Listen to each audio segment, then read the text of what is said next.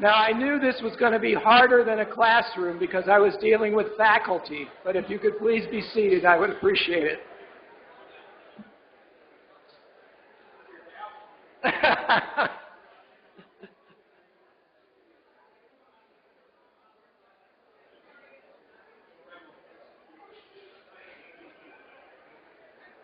Okay, let's go, folks, please. We're going to get started. Okay, good afternoon, everyone. Please be seated. I'm actually nicer to you than I am to my students, but that's probably what you'd expect. Anyway, okay, so we can start our program. For those of you who don't know me, my name is Arnold Maltz. I am privileged to be the University Senate President this year. First, please join me in thanking Provost Searle for his generous support for all of the refreshments we're enjoying. Thank you very much.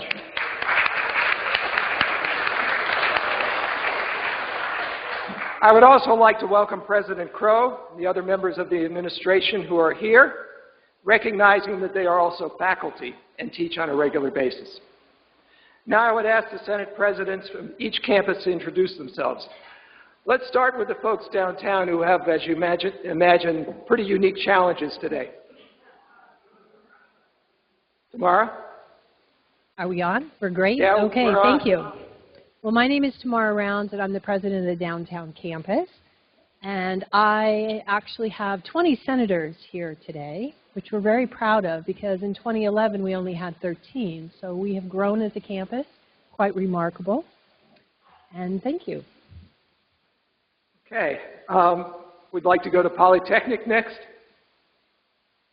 Hello. This is Igor Shubkovy, the president of the Polytechnic Campus Assembly. We are having about 15 senators on the campus representing 7 different units, and in the room we have about 40-50 people right now. Thank you. Great.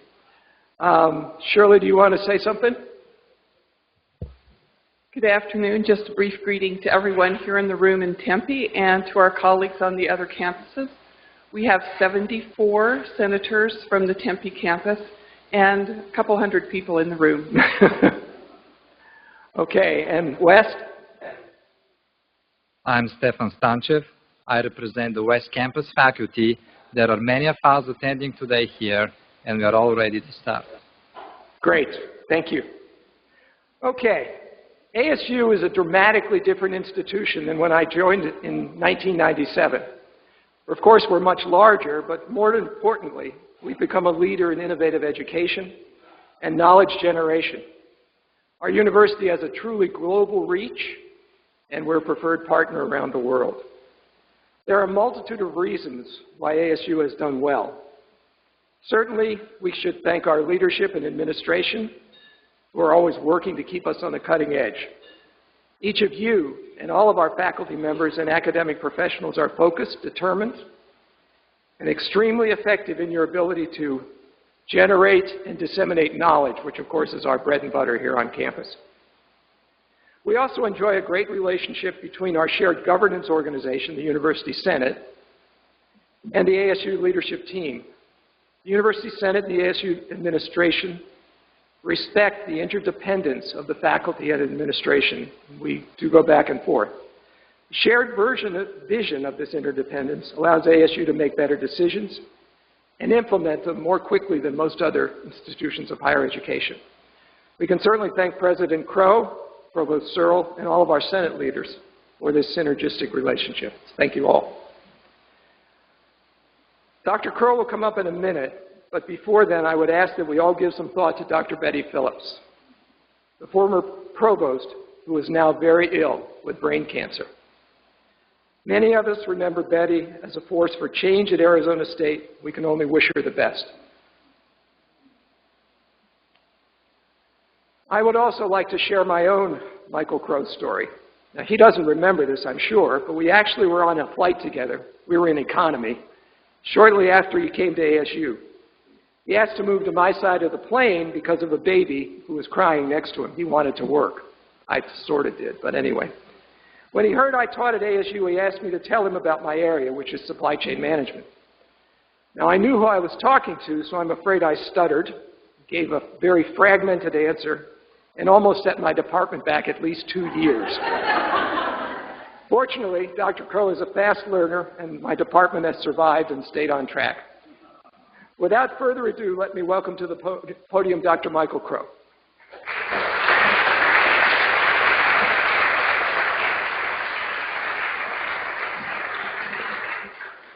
Thank you, and thank you to all of you for taking time out of your busy schedules to be here, both on the Tempe campus and our other campuses.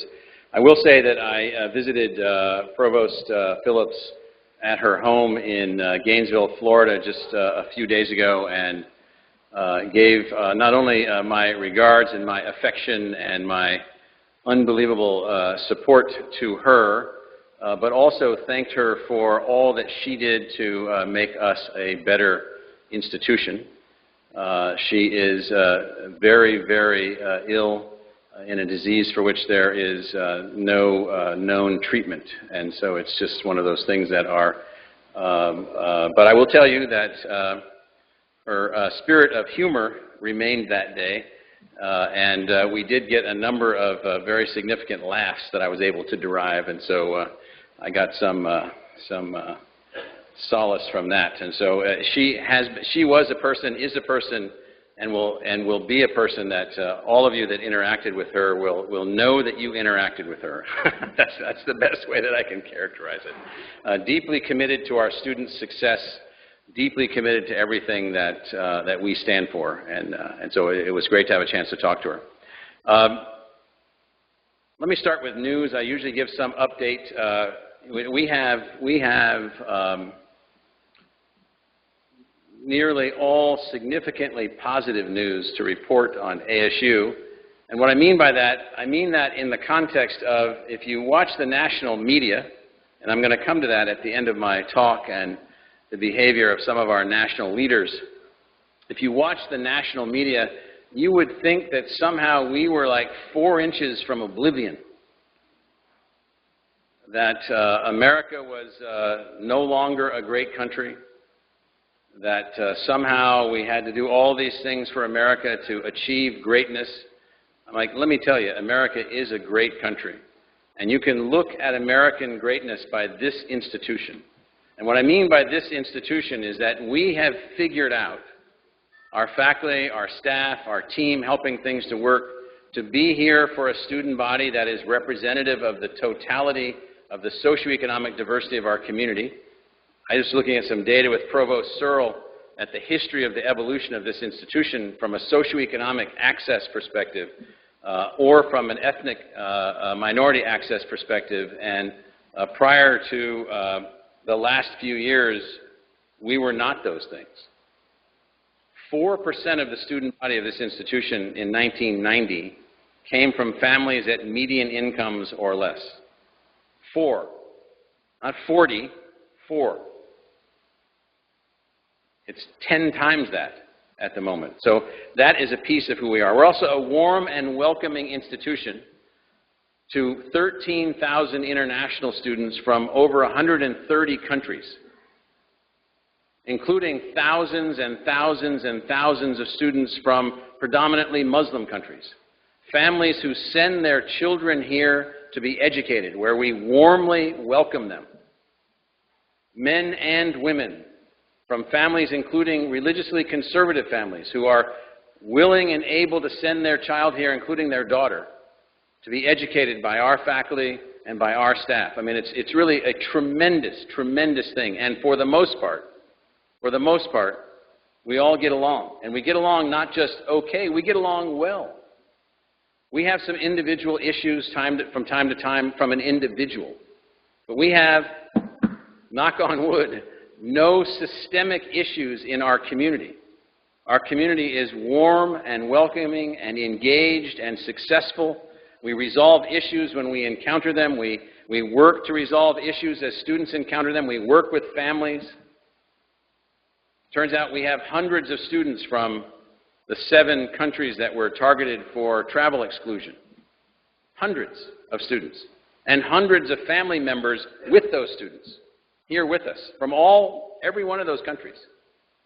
And yes, we need to be concerned about all of the threats to modern stability in an economic democracy, particularly one as open as we are.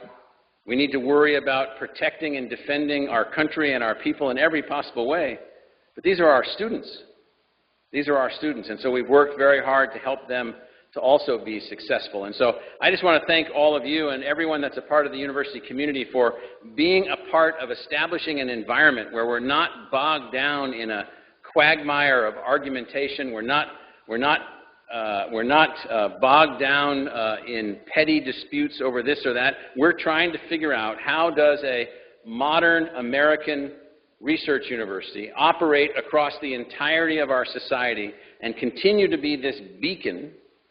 You know, I actually wasn't supportive of the changing of the poem that's attached to the Statue of Liberty, as some recently suggested. It actually turns out that I'm supportive of the notion this is a welcoming country, finding families that want to move forward and people that want to move forward and ways in which we can contribute to the betterment of the world on a global scale. Well, we're doing that in our way. 13,000 international students is not trivial. 130 countries are not trivial.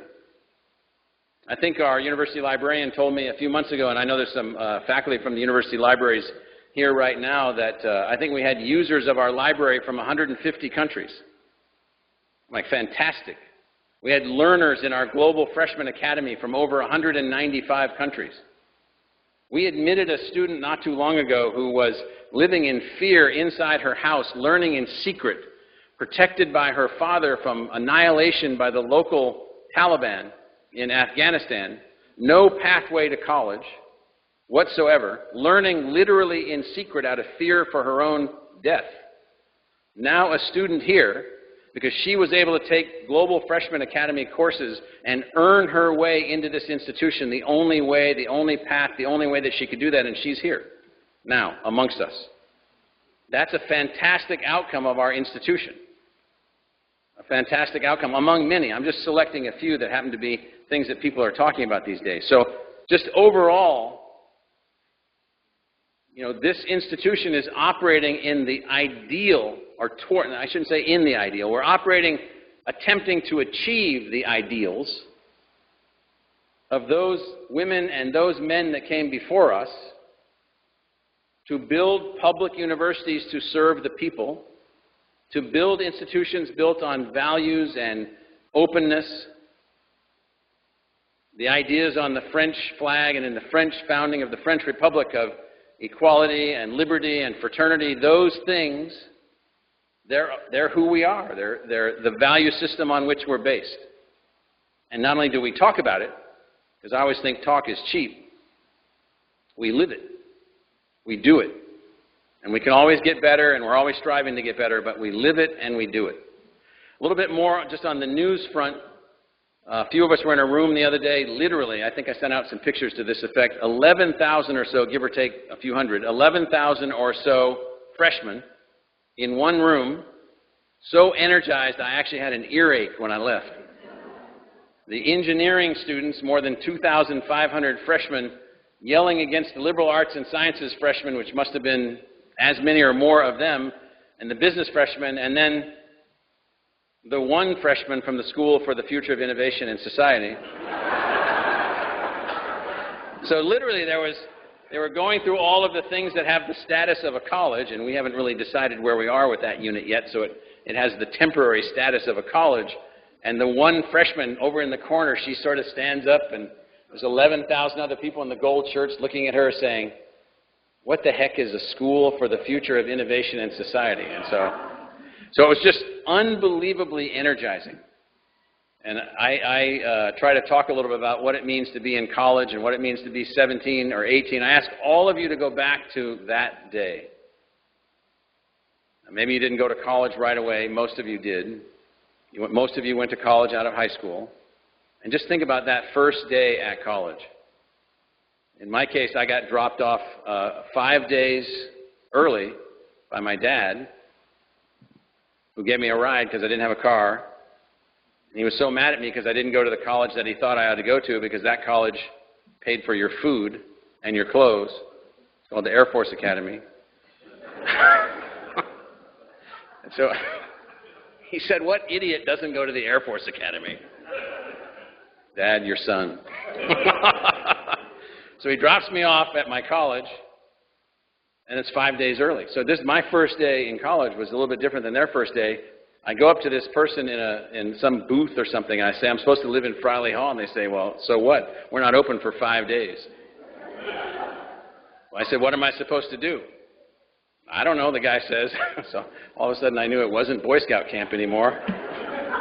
And so luckily I found another fool like me, a guy named Dave Oliver from a small town in Massachusetts called Gloucester, Massachusetts, and I was from then a working class suburb of Chicago.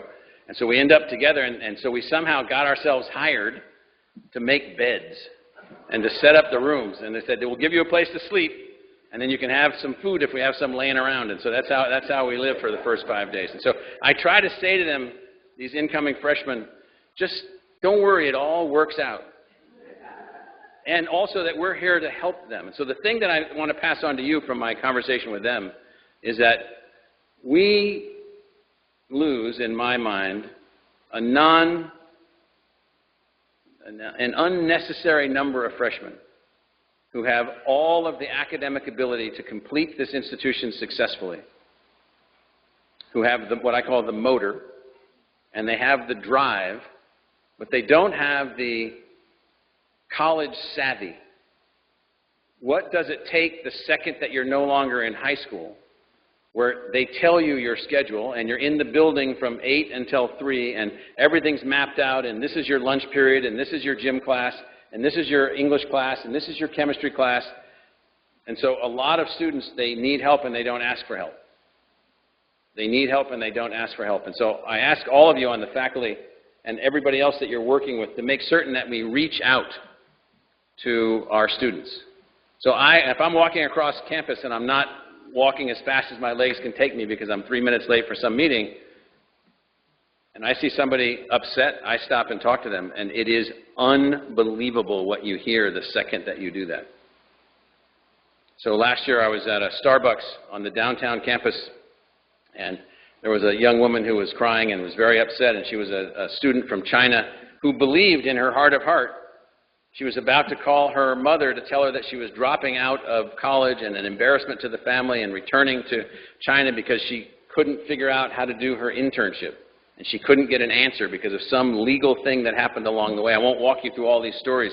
Story after story after story. We've had students drop out of ASU because of some idiocy in the ASU business offices that we have since solved, where a student on full scholarship gets a notice from the university that they're not eligible to re-register for the institution even though all of their funding is being paid for by the university. So you'd say, well, these things happen in organizations of this size, and we try to correct all of them, but just please be there to be open to students. So a little bit about how we're performing. Research record number this year, more than 540 million. You're going to get tired of us saying this every year. So why don't I just tell you that we have a goal which is almost impossible to attain, and I'm just going to start telling you how we're doing relative to the goal, because I don't know whether or not we're going to make the goal or not. Our goal is to have more funded research and to outperform all of these small-minded private universities that don't have very many students and don't want to take the diversity that we have and then just say, now there, just take that. Yes.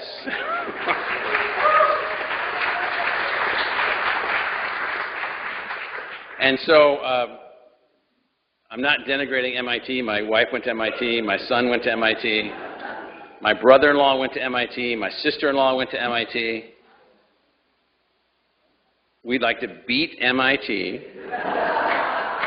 Since we can't play them in football, we can play them in research. And so what we'd like to do is beat them in research and produce 15 times the number of graduates from the broadest cross-section of humanity that we possibly can. So that's what we think is a great assignment for us. So that's our assignment. What I can tell you is that we are 5/8 of the way there. So we have a long way to go, and we're doing very well along the way. We have 103,000 registered degree-seeking students in our guesstimate of where we are right now. 73,000, give or take, on-campus, full immersion, technology-enhanced learners, 30,000 online, technology-enhanced, full immersion online learners. That's a tremendous, tremendous achievement on our part because that student body is very diverse. Our freshman class coming in, 12,000 freshmen, is about 50% students of color. The institution used to be 2% students of color in the freshman class, now 50% students of color, with growth at the same time. It's really easy for a small school with 400 freshmen to alter their numbers. It's really difficult when you're growing your freshman class to then also alter your numbers. So research record levels, enrollment record levels, retention, Provost Searle tells me, retention, highest level ever, just under 85%.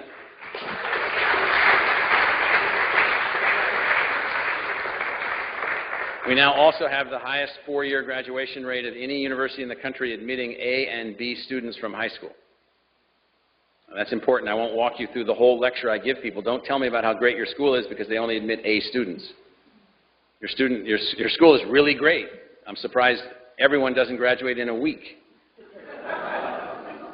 And so, fundraising, $223 million, record fundraising last year, beaten by the record fundraising level this year, over 100,000 donors, $223 million of contributions to the institution, so we're happy about all that. All that's good. All that's fantastic. But let me just add a couple of additional thoughts for everybody to think about. One of these thoughts is there's a lot of negative energy towards our institutional type right now. Large percentages of the adult American population are now questioning college, the purpose of college, and whether or not college, in fact, is a net negative contributor to our society. I'm not joking. I believe the Pew data and the Pew analysis and their questions and so forth. I've looked at the data very carefully. A large percentage of the American population now is questioning whether or not universities are, in fact, producing the kinds of people that we should produce. Yeah. You know, I think that that's partly because we've done a poor job as universities and colleges describing who we are and what we do. And we don't have this down to a 30-second elevator speech yet, but when asked why we are here, I have a very simple answer. We are here as the protectors of the future. We're not so much the implementers of the present, although we can have a huge impact on the present. We are the protectors of the future. In an ecological context, we are an adaptive organism. Our job is to produce elements of our species that are at the highest level of adaptability to all things that the external environment can confront our species with. Challenges in the social realm, in the cultural realm, in the intellectual realm, in the physical realm, in the environmental realm, whatever the realm happens to be, we are the producers and protectors of the future. And when I walk into this and delve into it in each of the areas that we're working in, people begin to understand a little bit. I just can't always keep the audience for the full 3 hours of interaction. Now, I do say that we're also the keepers of the knowledge of the past. It turns out that fascism was defeated in the 20th century. It's done. The fascists that rose at scale in Europe are to be despised in every possible way. They stood for everything opposite of what you stand for and what we stand for as an institution. So make no mistake about it, that we're also the holders of, in fact, the collective knowledge, the insight. It's held in our libraries, it's held in our faculty, it's held in our faculty are like living, interacting libraries. And so make no mistake that there isn't a complete awareness on our part of making certain that we communicate to our students and to our communities who we are, what our values are, what we've been through to get here. The Civil War in the United States killed 600,000 people in a country that was slightly larger than 30 million people. The population of the United States at the time of the Civil War was smaller than the present population of California. 600,000 dead. Entire cities burnt to the ground, Richmond and Atlanta being two most notable. There were others also. That wasn't a casual American thing. Abolitionists had driven for decades to correct an egregious error in the American Constitution, which was that it really wasn't written for all people, and it was corrected for all people, forever, forever. So I heard an interesting thing the other day as a phrase. This will be my last point in case you're wondering if I'm going to drone on here. And this goes to our purpose for the future.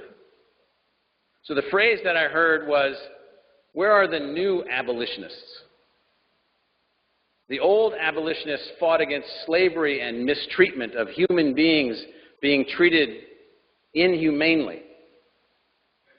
The new abolitionists are us, making certain that the evils of racism, the evils of bigotry, the evils of religious bias and religious conflicts and all those things can be laid to rest in the future generations that we're producing, who turn out to be, by the way, the teachers, the doctors, the philosophers, the mayors, the leaders, the engineers, all of the things that we do, the artists, the business leaders, the corporate executives, the board members, that's who we produce, the community leaders.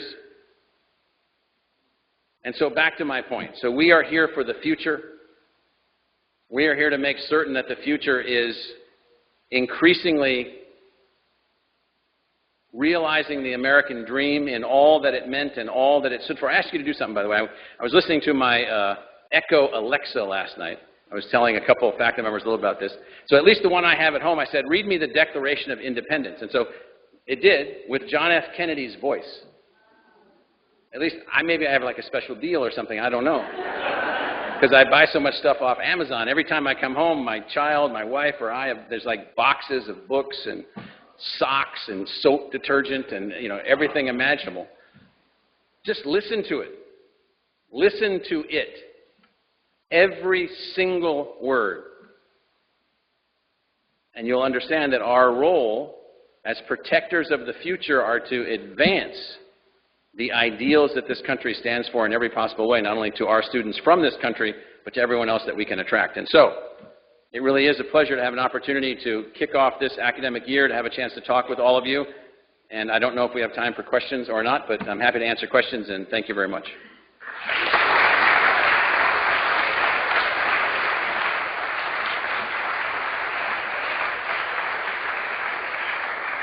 Okay, I think it's traditional that we at least ask each campus whether they have a question for Dr. Crow. Can we start with downtown, please?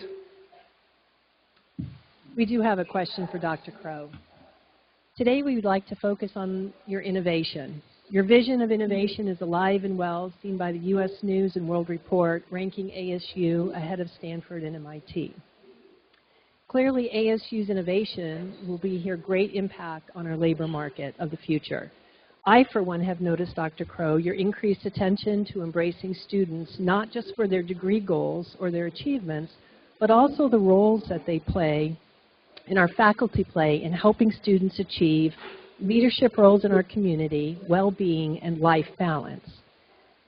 At the World Economic Forum that just occurred here earlier, Manpower Group released a report saying that 65% of the jobs of Generation Z will actually perform don't even exist yet. I'd venture to say that many of the interventions from which ASU is participating in, like the Adidas partnership or the Amazon Dot that you mentioned, will drive some of those new skills that are required. We're curious as to what your vision is to help curb the anxiety and the stress present in our students as they deal with their stress and the pressures of higher education, an uncertain job market, and rapid advances in technology. How, as we as ASU, how can we assist these students as well in its faculty in balancing the personal challenges and stresses in preparing our students to not only be successful, but having meaningful contribution to our community, society, and the job market? Well, that's a really complicated question. It is a complicated. And I'm prepared to answer it, and I'm not a politician, so I'll give you an actual answer. And so, first, employment opportunities for college graduates in the United States for the foreseeable future are unbelievably positive. Unemployment for college graduates is below 3% and dropping. The demand for college graduates is accelerating across all fields of study. And so, but that's a simple answer to a complicated question. The bigger issue, I think, is the notion of the change of the idea of work, the idea of work, the idea of career, the idea of a range of things happening in the employment market, the rise of artificial intelligence, which has been feared by some, like Elon Musk, who calls for the ending of artificial intelligence research, as well as other leading engineers or scientists. And so the approach that we're taking at ASU is several-fold, and there would be a longer answer. One, prepare our students, our graduates, for all things. That is, to be the most adaptive learners possible so they can adapt to whatever they encounter. Second, to alter the focus of the institution away from only late adolescent and young adult students in the form of undergraduates to all learners across the continuum of learning. So our Global Freshman Academy, by the way, which when it's done will have 30 courses, will not be used only for people thinking about going to college. It'll also be used to help people who are in high school to prepare for careers. It will be used for a range of different activities. We're intensifying our work in workforce development educational platforms, ways in which we can reach in and make things happen across the entire spectrum of work. We're working with a range of other very intensive groups. I'm on my second national commission right now related to workfare and work outcomes for middle skill people, that is, people that don't require a college education. How do you have people with high school educations, which I think should be required of everyone, to be as adaptive themselves and continue to learn through their life? And how do we help to facilitate that with everything that we know? And then the other thing that we've done is we have launched the first phase prototype of the ASU Preparatory Digital Academy, an online high school. And so that's now out into early markets. We're working to advance that, and what we're looking for there is to be able to move all the way down into middle school communities, people that didn't finish high school, people that need to finish high school now will have access to ASU, ASU faculty, ASU content, ASU learning platforms, ASU know-how. All of those are things that we weren't doing 5 years ago. And so what we're doing is produce the most adaptive learners that we can from the university, engage the entirety of the workforce and the pre-workforce, engage in lifelong learning across the entire spectrum of the society, do all of that from the existing capability and know-how of the faculty with technological components, and then find a way to avoid this notion that the best outcome that we can hope for is high taxes on artificial intelligence-based businesses that support the incomes of people that can no longer work. That is an extremely negative social outcome. It doesn't mean that we don't need social support. It doesn't mean that we don't need to make investments in human capital development and educational outcomes. We do. But the notion of guaranteed income for some and massive income for everyone else, that's not going to produce the kinds of social outcomes. So the other thing that we're doing through our various programs in schools around the university is we're looking at all of these issues in every possible way. It is the case that we're now reaching hundreds and hundreds of thousands of learners. I said that we have 103,000 degree-seeking students. We also have hundreds of thousands of other people that are connected to us now, and more and more and more that want to be connected to us because of what we have to offer. So it's finding a way to do all of that while then maintaining the environment that all of you live in to be as absolutely as productive and creative as you possibly can. And let me say, going back to my original point relative to work, the global economy now is, give or take, $100 trillion. The U.S. economy is slightly below $20 trillion. In 1960, the U.S. economy was around $3 trillion. So a six-fold increase in our economy with a two-fold increase in our population since 1960. So a 3x change. There's no reason that the economy can't continue to grow. It's not going to grow in the way that some people think it's going to grow. It's going to grow when we allow more creative expression. of talent and energy and creativity across all elements of our society in what we would now think of as non-traditional ways.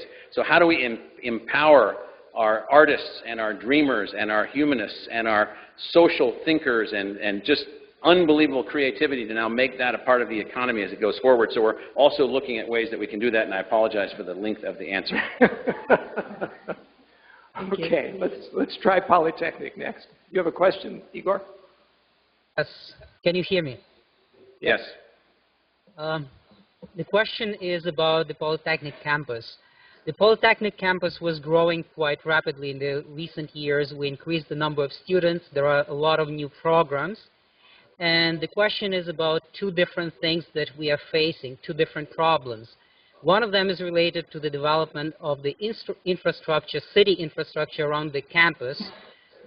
We wonder if there is any discussion with the city of Mesa that would increase the development of the area. And the second part of the question is related to the campus facilities themselves. We are facing the problems with the lab space, teaching labs in particular. In order to ensure the rapid growth of the campus in the future, we have to address those two problems. So we would like to hear your opinion about how we can address them. So the Polytechnic campus, for those of you not familiar, is a product of the end of the Cold War. It's the base closure commission of the mid-1990s, made for civilian purposes a number of military installations. The Army base Fort Ord in California, the Air Force Base, Williams Air Force Base here in Arizona, bases all over the country. We ended up with hundreds of acres from that transfer, now owned by Arizona State University. We have spent hundreds of millions of dollars to advance the development of the Polytechnic campus, various colleges and schools that are on that campus, and we are not done with our development. We are still working toward a goal of 15,000 students or so, give or take, on that campus across probably what will end up being 3 times the number of degree programs that are presently there. And to be able to facilitate that, we have to put in place many more facilities, many more residence hall and living facilities, as well as work with the City of Mesa on infrastructure investments. We also, as you know, are an institution largely self-supported. So these are all things we have to work out on our own. The new 1,600 freshman residence hall built for engineering students on this campus, Tooker House, that's not public money, that's private capital put to work on behalf of ASU in partnership with ASU, represents about $1 billion of investment in facilities like that through partnership. So we'll be doing other things on the Polytechnic campus also, like expanding yet another innovation campus on that site, like SkySong, like the Research Park, like other things that we have in other parts of the metropolitan area. So we're working on that. So all those things work at the speed that we can work and at the speed that the market reacts to us and our ideas. And so there's no one for us to go to and ask for resources to build the campus. There's no public investment in the campus. There's the land that we were given, which is unbelievably important by the government of the United States, now owned by us. We want to take the peace dividend of no longer fighting the Cold War, which was unbelievably complex, as some of you are old enough to remember. How do we take that peace dividend and make this realized? And so 15,000 students, an innovation campus, additional students living there, additional relationships with the City of Mesa and the other cities that are in that region, as well as the K-12 school that we operate there as a charter school, which is highly successful. All those things are a part of where we are and where we're going, as well as expanded research activity on that campus. We just have, we build things as we need them. If there are shortages that are occurring of space now, the provost should be ringing every bell necessary, saying we don't have what's necessary to teach the students that we have, and then we should fix it. So that's the way that we move things forward. But there is no capital budgeting for the state for academic facilities. We have to work all of those things out for ourselves. There is no capital budgeting for residence halls, residence life facilities, anything like that, rec facilities. All those things that you see are all built in some other way. Can we, Early, do you have something you'd like to talk about for a minute?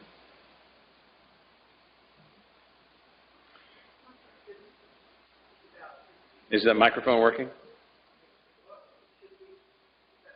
Yeah, I can hear you, but I'm really close. Just, okay. Okay? Right, here comes a new microphone. Over the last academic year, there was a robust, ongoing conversation at the University of Virginia about freedom of speech. And it seems clear that the choice of Charlottesville as the site for the white supremacist rally could have been related to that conversation and its outcomes. Do you anticipate any challenges or changes to ASU's current stance on freedom of speech in the coming years? So we are a place, a bastion for the freedom of speech. We are not a bastion for hate speech. We're not a bastion for people to be destructive of public property. We're not a place where you can come and disrupt the operations of the institution as it is operating, but we welcome the free expression of ideas. I see on campus, I don't know how I was known to be, by this person, to be a fornicator, which I certainly am, but I was referred to as a fornicator as I walked by, and I don't know you, and so this person was exercising at the boundary of decorum free speech. I don't know if you've seen these people around there. I don't know what when I was an undergraduate, they were always called Jed. And so every guy was named Jed for some reason. And so they're on this campus, so we allow people to express. There have been groups that have particular views about this public policy issue or that public policy issue, and they arrive on campus. We got into a dispute with an anti-abortion group a few years ago. You're welcome to express your views, whatever those happen to be, but if you're going to demonstrate on campus, you have to pay insurance. And they refused to pay insurance. And they sued us in court and lost. Because it turns out we actually run the university. We actually have to protect the property of the university. And so what I can say is that, without commenting to the University of Virginia's dynamics, I don't know the dynamics. I will say that a nighttime event, highly unusual with torches and hate speech messaging. Again, I don't know the particular dynamics, but we are a welcoming place for people to express their views. We also have a student code of conduct that every student recognizes and signs and agrees to behave by, and the student code of conduct does have speech conduct as a part of their behavioral expectation to be a student at the university. So yes, open to free speech. We have had a wide range of speakers on campus, a wide range of views on campus. We welcome those views. There's a lot of grandstanding going on in the media, even by media celebrities. I'm not really sure what to call them now other than media celebrities. And so media celebrities are seeking grandstanding locations to show up and sort of make certain kinds of points. I will say that the issues in Charlottesville at the University of Virginia, of all places, was a series of extremely negative outcomes, derivative of a whole bunch of things that we'll learn about as we study what went on there a little bit more carefully. Freedom of speech does not mean that you can disrupt other things at the university. You cannot. It does not mean that you can, come into this meeting and disrupt this meeting. That's not freedom of speech. Freedom of speech is you'd like to have a public pronouncement of your views on a certain topic, then we'll figure out a way for you to do that. You'd like to be able to give a speech in a public speaking space, we'll set that up for you. And if there are costs associated with it, you will pay them. And so that's sort of the way that we approach these things. And so there's no change in our policy. There's no retreat in our policy. We had an incident a few years ago. I've been here long enough now to say we've just experienced almost everything you can imagine, with people putting hateful symbols in residence hall windows and claiming that that was their freedom of speech. And what we basically said is, well, listen, buddy, it's not your building. And here's your lease as a tenant, and here's the terms of your lease. So if you'd like to go put that thing on your parents' house or on your apartment or on your car, be my guest, but not on a building that doesn't belong to you. And so freedom of speech, we had, even within the last 2 weeks, or last 10 days, we've had someone spreading some kind of thing, posting stuff up around the campus, hate-filled speech, racially and ethnically and religiously insensitive. And so it turns out, as was the case last year, we're relatively certain that this is the work of external agitators outside of the university attempting to excite the community through some kind of thing. We had this last year with some anti-Semitic speech and homophobic speech that was plastered in certain restrooms and other kinds of things. And so what we do with those kinds of things is the following. You're free to say almost anything. You're not free to come on our property, post your hateful message, pretend that it's someone else's message, take a picture of that message and send it to the local newspaper and talk about how there's all these things going on at ASU. Turns out that's trespassing, and we will hunt you down and have you arrested. And so because you're not a part of our student body, and so or our community, and so there's a lot to this if you sort of get the gist of it. And so you can't just come in here and do anything you want, but you have a right to express your ideas within the modicum of acceptable behavior. Thank you. I hope that doesn't sound too confusing to everyone. So.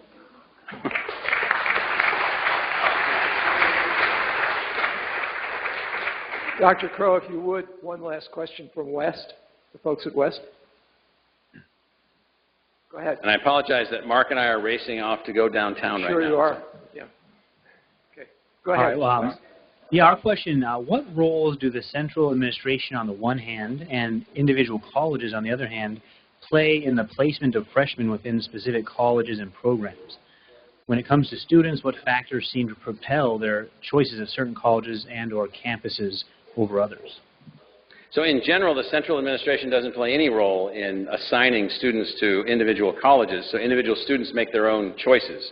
They make their own choices based on sometimes admission requirements into a particular college, sometimes based on placement requirements into an individual college, sometimes based on capacity in an individual college. Individual colleges, of course, or schools are free to market within the incoming student body or the arrived freshmen or even other undergraduates. I tell the School of Sustainability, I don't know if any faculty are listening, you guys are not where we'd like you to be in terms of enrollment. Start stealing those kids from other schools. And so, meaning make your case. Make your case. Get people interested in what you're doing, and maybe they'll be interested, maybe they won't. And so it's, Provost Searle, you want to comment on that?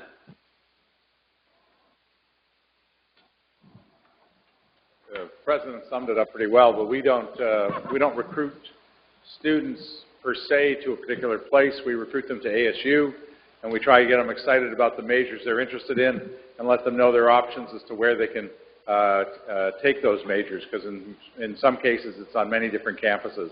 And some students choose those campuses based on what's a good fit for them. Some like a smaller environment, some like a larger environment, and we try and accommodate them based on their particular expression of need. Right. And so if there are issues that a particular school would like to solve, like getting more students to the new School for Interdisciplinary Arts and Sciences, which has had a massive increase in freshmen this year over last year, something on the order of 30%, right?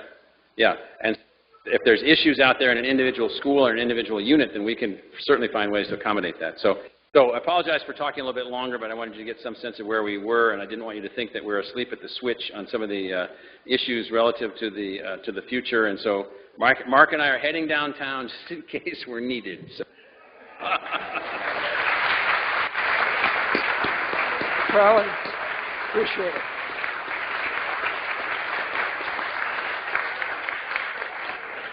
Well, I expect there's still some food left, so go ahead.